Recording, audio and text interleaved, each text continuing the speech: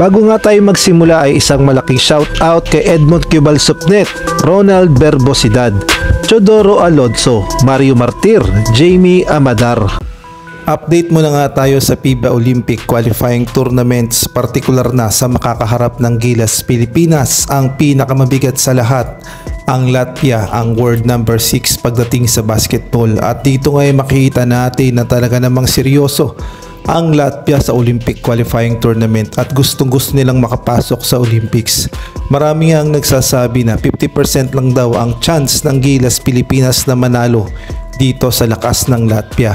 Kahit na sabihin nating hindi maglalaro ang kanilang star player na si Kristaps Porzingis na na-injury, ay malakas pa rin naman ang Latvia. Kaya naman malaking palaisipan talaga kung kakayanin ba ng Gilas Pilipinas ang lakas ng Latvia. Lalong-lalo na ang Latvia ay nauna nang nag-practice at siguradong preparado sa mga makakaharap nila, dahil makakaharap nga nila ang Gilas Pilipinas at gayon na rin ang Georgia.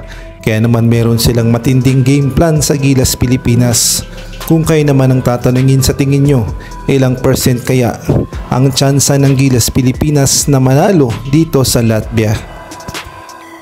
Sa ibang balita naman, ayon nga sa mga lumalabas na mga larawan at mga report, ay mukhang nakauwi na sa Pilipinas ang naturalized player ng Gilas Pilipinas na si Justin Brownlee.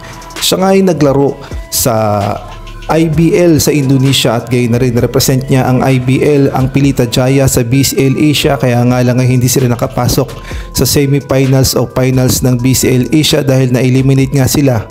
Kaya naman si Justin Brownlee ngayon ay nakopokus na sa Gilas Pilipinas dahil nalalapit na nga ang Olympic Qualifying Tournament. At alam nating lahat na si Justin Brownlee talaga ang isa sa inaasahan ni Coach Tim Cone na tutulong sa Gilas Pilipinas upang makuha ang spot sa Olympics, dahil ang Pilipinas nga ay almost 58 years nang hindi nakakapasok sa Olympics at ang last natin noong 1972. Kaya naman malaking hamon talaga to sa Gilas Pilipinas at ngayon na rin kay Justin Brownlee kung kakayanin ba nila ang lakas ng Latvia at gayon na rin ng Georgia, at kung kakayanin ba nilang makapasok sa nag-iisang slot sa Olympics sa Paris.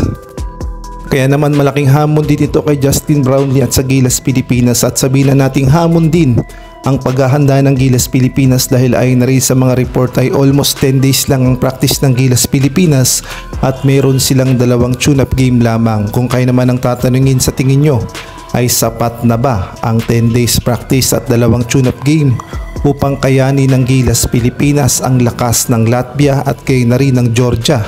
Tapos ay na rin sa mga report ay injured pa si AJ Edu at gayon na rin itong si Jamie Malonzo. Samantalang spotted naman itong si Klay Thompson, ang forward ng Golden State Warriors na nakikipag-practice sa Bahamas.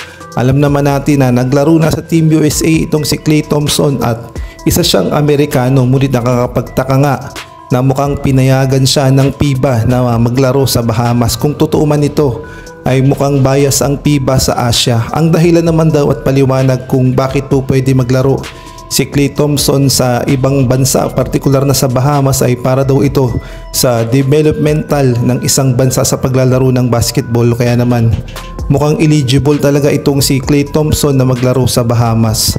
At atin namang tignan ang kanilang ginagawang practice ng Bahamas sa paghahanda rin sa Olympic Qualifying Tournament.